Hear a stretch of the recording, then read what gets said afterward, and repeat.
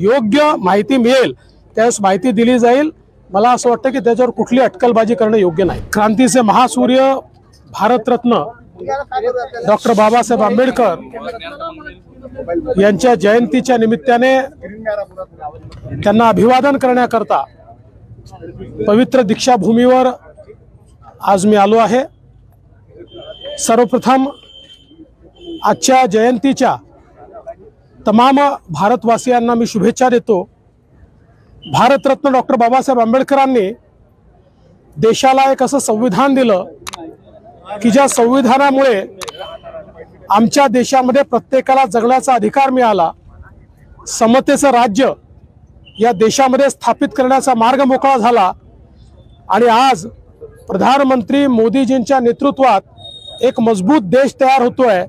कारण भारताचं संविधान हे जगातलं सर्वोत्तम संविधान आहे आणि स्वतः प्रधानमंत्री देखील म्हणतात मला कुठल्याही ग्रंथापेक्षा भारताचं संविधान हे जास्त महत्त्वाचं आहे।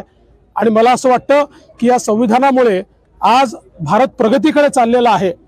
एवढंच नाही तर महामानव भारतरत्न डॉक्टर बाबासाहेब आंबेडकरांनी ज्या काळामध्ये देशाचे ते मंत्री होते त्या काळामध्ये इरिगेशन असेल, पॉवर असेल, लेबर असेल, यामध्ये देखील जे मूलभूत काम केलं त्याच्यावरच आज आपला देश उभा आहे।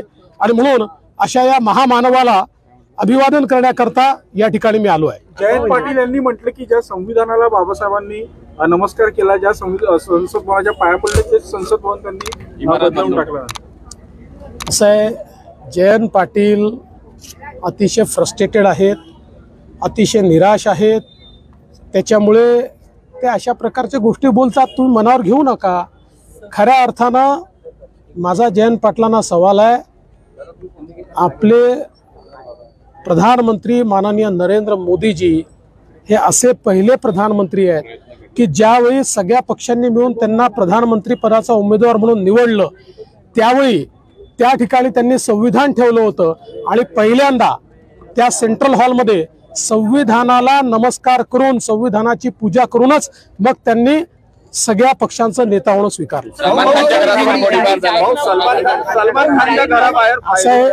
त्या संदर्भात पोलीस तपास करता आहेत। ज्यावेळेस त्या संदर्भात योग्य माहिती मिळेल त्यावेळेस माहिती दिली जाईल। मला असं वाटतं की त्याच्यावर कुठली अटकलबाजी करणं योग्य नाही। राजकारणातील प्रत्येक अचूक बातमीचे सर्वात आधी अपडेट्स मिळवण्यासाठी सरकारनामाच्या सर्व सोशल मीडिया प्लॅटफॉर्मला लाईक, फॉलो आणि सबस्क्राइब करा। तसंच सर्व नोटिफिकेशनसाठी बेल आयकॉन प्रेस करायला विसरू नका।